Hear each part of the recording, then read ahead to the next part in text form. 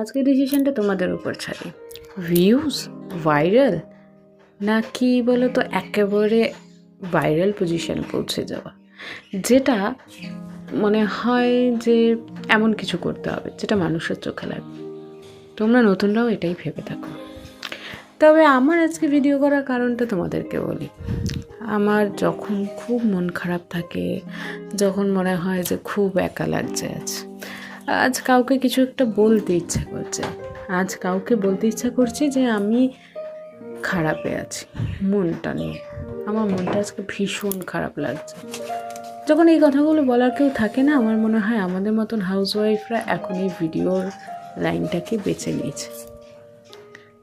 কিন্তু আমরা ভিডিও করি জানো তো, অনেক সময় অনেক আশা নিয়ে, আজ হয়তো এইটা ভিউজ একবারে ভাইরাল হয়ে যাবে, কাল হয়তো এই ভিডিওটা ভাইরাল হয়ে যাবে। প্রত্যেকটা ভিডিওর পিছনে শুধুমাত্র একটা ভিডিও থাকে না, বা কিছুটা এডিট করা থাকে না।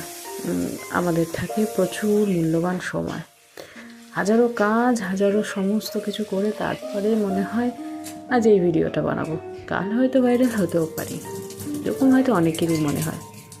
তবে আমি মনে করি যারা একেবারে উপরে পৌঁছে গেছে, দর্শকের চোখ কেড়ে নিয়েছে, এমন অনেক ভিডিও আছে যেটা অশ্লীল হয়ে থাকে।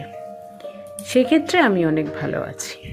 সে জায়গার থেকে আমার মনে হয় আমি পিছিয়ে থাকলেও অনেক বেটার আছি। অন্তত ভিউজ ভাইরালের থেকে নিজের সম্মানটা আগে।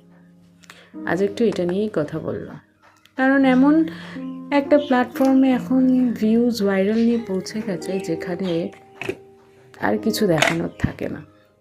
হ্যাঁ, যারা আমরা ভিডিও করে থাকি তাদের পার্সোনাল বলে কিছু থাকেও না, তবে সব কিছু পার্সোনাল আর প্রফেশনাল লাইফটাকে মিলিয়ে ফেলাটাও উচিত।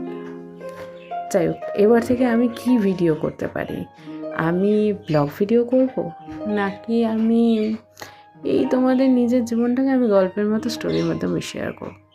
কমেন্ট বক্সে একটা কমেন্ট করেছো, যেটা তোমাদের ভালো লাগবে নেক্সট ভিডিও সেটা। Thanks for watching.